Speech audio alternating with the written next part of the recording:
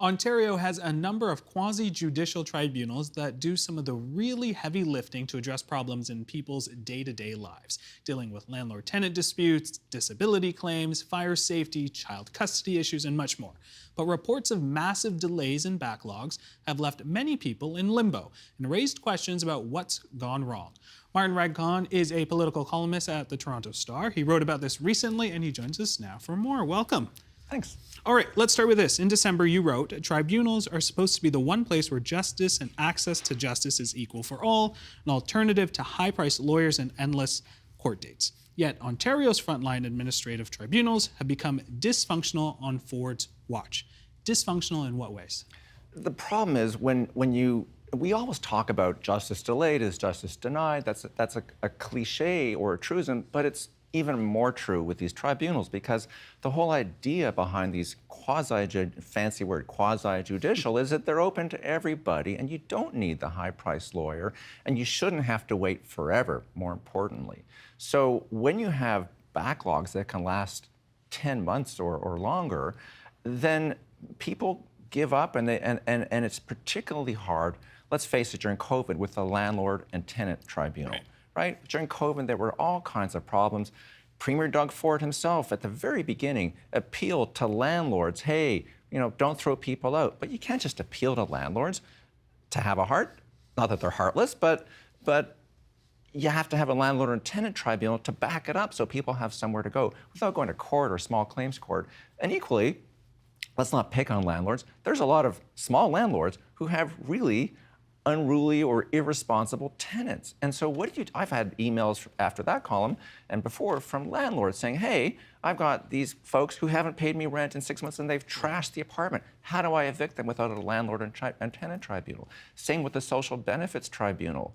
Same but different in the sense that if the government is ripping you off and saying, hey, you don't qualify for disability payments, you're stuck waiting for a year or two and you're stuck on regular welfare payments, which are significantly lower. So it's a really big problem that has rendered the system dysfunctional. All right, I want to pull back those curtains in terms of what's behind the dysfunction.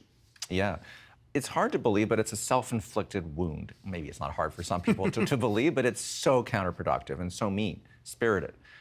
In the sense that at the very beginning of the Ford reign of Ontario in 2018, remember Doug Ford 1.0? Okay, some people think it's the same. Maybe it's changed, maybe it's not. But back then, here's what they did. They basically purged a lot of the adjudicators in all of these tribunals across Ontario. So also the Environmental Tribunal, the License Appeal Tribunal, which deals with, if you have a claim against your insurance company, you had a bad accident, Human Rights Tribunal. And they purged it. By purging, they didn't throw people on the gallows, but they just wouldn't reappoint people who were coming up, who had been in the system, who had the institutional memory, the learning, because not everyone's a lawyer, and they learned how the system worked, and they purged the system for partisan reasons. And then, so they purged it, and then they paralyzed the system by not reappointing anybody. Even worse than a patronage appointment, maybe, is you just leave it vacant. So a lot of these tribunals, or some of them, the big ones, were at half strength. Some of them were even less than half strength for 2 or 3 years under the first Attorney General, Caroline Mulroney, under the first Doug Ford, and under his first Chief of Staff, Dean French. And it was crazy. And then finally, realizing the mess they created, they they brought in new people, and they tended to be loyal Tories. So they then, I can't say patronized it, but it was a patronage thing.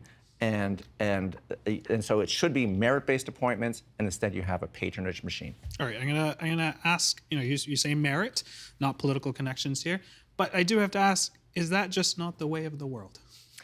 It is, but interestingly, it's certainly the way in America, and we see what happens in the Supreme Court and in a lot of the lower level courts, but actually Canada has tried to do things differently at the judicial level. So we have all kinds of committees now that advise and recommend for the federal government for judicial appointments, and also for the provincial government, and in particular for the tribunals.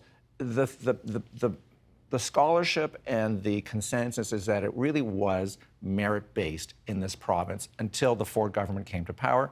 And I think they may have learned their lesson a little bit, because under Doug Downey, the current Attorney General, it's actually better. They've recognized it's a mess. They've tried to bring it back up. All right, let's talk a little bit about that. There's some sign there. Are there any other hopeful signs that this government's going to fix this? So a little bit. Early days, but Downey has put in a little bit more money. We're talking $1 million or $2 million here to hire more people to process, to bring on the wait list, and I think they have made more appointments.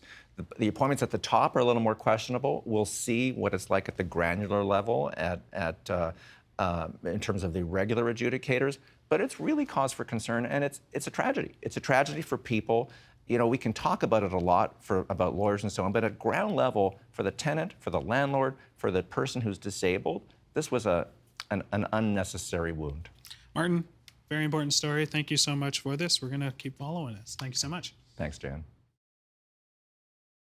The Agenda with Steve Paikin is made possible through generous philanthropic contributions from viewers like you. Thank you for supporting TVO's journalism.